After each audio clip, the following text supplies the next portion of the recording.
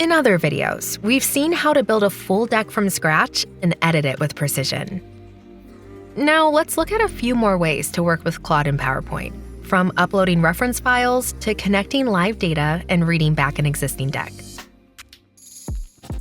You can upload files using the plus button, like a research report, data export, or internal analysis.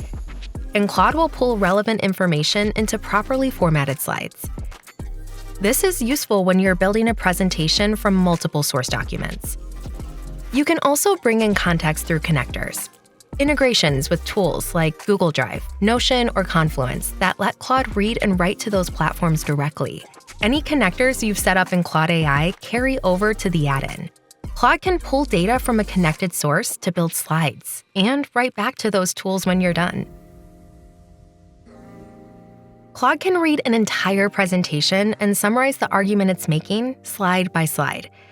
If someone shares a deck before a meeting, you can ask Claude targeted questions. What data sources are cited on slide 7? Or, does this deck address regulatory risk? Claude will search the content and give you a direct answer. Claude accelerates your work while keeping you in control of the output. Claude respects your template. It reads the slide master, layouts, fonts, and color scheme, and uses them consistently. But for complex or heavily customized templates, always verify that the output matches your organization's brand guidelines.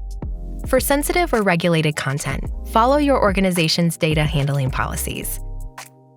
Whether you're building a board deck from scratch, adding a section to a client deliverable, converting a text-heavy draft into something visual, or reviewing a deck before a meeting, Claude can help you move faster. It handles the mechanical work, slide generation, formatting, layout, restructuring, so you can focus on the story you're trying to tell.